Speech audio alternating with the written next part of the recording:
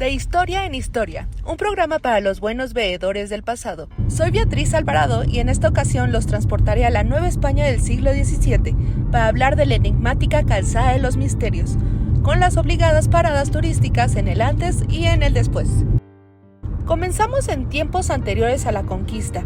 La gran ciudad de México, Tenochtitlán, contaba con calzadas que cruzaban el lago de Texcoco y conectaban con distintas zonas de tierra firme. Eran las entradas y salidas de la ciudad.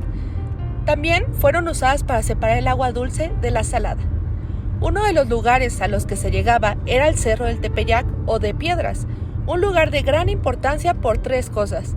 La primera es el lugar estratégico de la calzada que conectaba el norte de la ciudad de Tenochtitlán y llegaba al mercado más importante, el mercado de Tlatelolco, estableciendo a la calzada del Tepeyac como una ruta comercial de gran importancia. La segunda es que fue ahí donde desembarcó Nezahualcóyotl para después luchar contra Izcóatl en la calzada de Tepeyac en 1431. Y la tercera razón era ahí donde se adoraba a la diosa Tonantzin, nuestra madre. Su culto fue descrito por Fray Bernardino de Sahagún en su libro Historia General de las Cosas de la Nueva España. Él menciona que en este lugar tenían un templo dedicado a la madre de los dioses, que ellos llamaban Tonantzin, que quiere decir nuestra madre. Allí hacían muchos sacrificios en honra de esta diosa y venían a ella de muy lejanas tierras, de más de 20 leguas de todas las comarcas de México, y traían muchas ofrendas. Venían hombres y mujeres y mozos y mozas a estas fiestas. Los dos últimos elementos se conectan, ya que, según Rodrigo Martínez Barax, en el glifo de escudo o chimali de Nezahualcóyotl, puede pensarse que Nezahualcóyotl usó los atavíos de la diosa madre Tonantzin-Cihuacóatl o del sacerdote mayor de Texcoco, que tenía el título de Cihualcóatl, para el ataque ritual en 1431 por la calzada del Tepeyac. Actualmente, la calzada del Tepeyac lleva por nombre Calzada de los Misterios. Respeta el trazo original que tenía, pero se alargó y pasó por distintos cambios. A su alrededor ya no había un lago, el lago de Texcoco se fue secando y sobre él se fueron construyendo viviendas para la población cada vez más numerosa. La zona alrededor de la calzada no era tan poblada.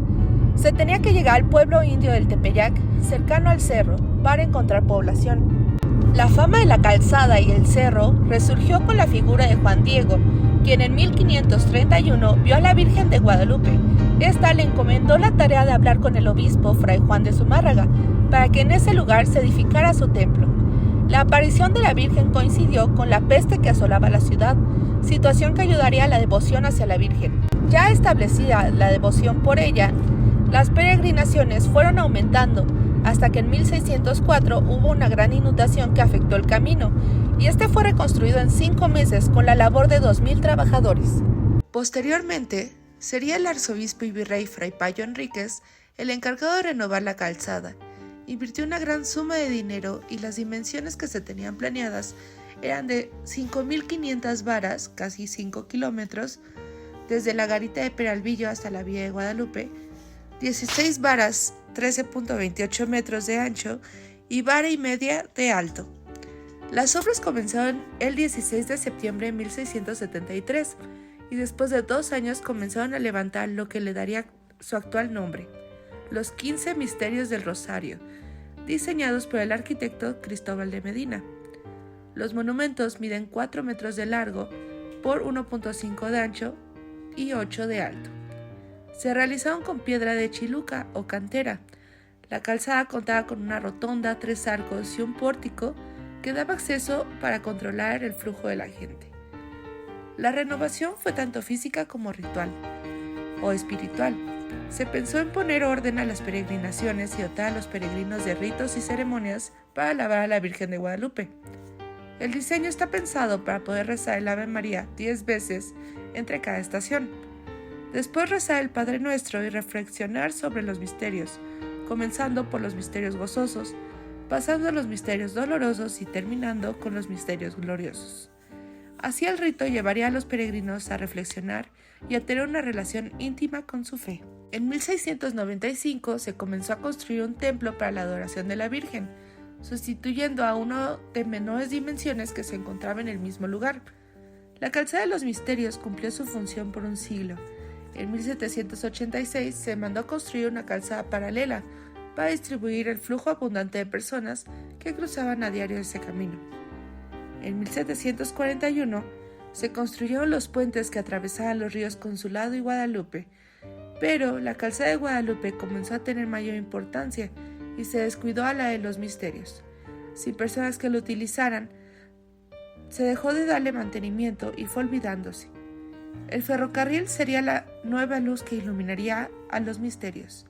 En 1854, la calzada de los Misterios se remodeló para colocar allí una vía del ferrocarril mexicano.